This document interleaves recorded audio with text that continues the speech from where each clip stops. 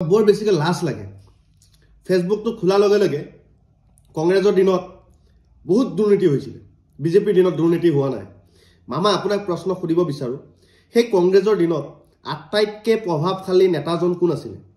আটাইতকৈ প্ৰভাৱশালী মন্ত্ৰীজন কোন আছিলে? গতিকে আপুনি পুৰণি চাৰ্ট এটা আপুনি ধুবিক দি দিলে, ড্ৰাই ক্লিনিং কৰিব দিলে, আপুনি আইৰণ মাৰিলে, সেইটো নতুন হৈ যাব নোৱাৰে কেতিয়াও।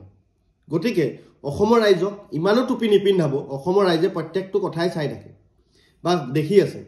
আপুনি এজন প্ৰশাসনিক বিষয়াক আপুনি নকলে এটা কাম নহয় বা কাৰোবাৰ ফাণ্ড ৰিলিজ নহয়। গতিকে সেইবোৰ কথা মানুহে জানে আৰু অসমৰ ৰাইজক টুপি পিন্ধাই লাভ নাই। APSC কেলেংকাৰী সেইটো বাদেই দিয়ক।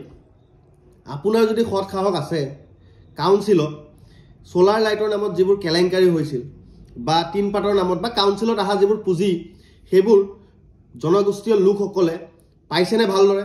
আপুনি এবাৰ তদন্ত কৰকচোন যদি আপোনাৰ সৎ সাহস আছে।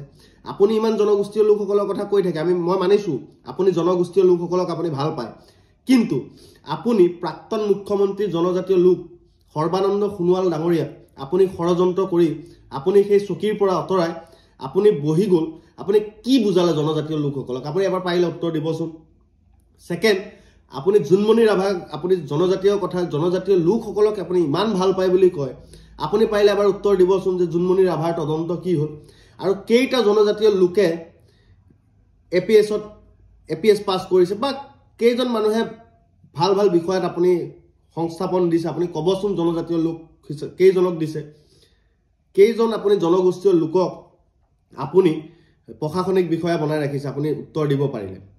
আৰু কাউন্সিলত যিমান দুৰ্নীতি হৈ আছে সেইবোৰো পাৰিলে এদিন উত্তৰ দিব। গতিকে সেই ভেলকিবাজি বাদ দিয়ক। সেই কংগ্ৰেছৰ দিনত আটাইতকৈ প্ৰভাৱশালী নেতাজনে আপুনি আছিলে।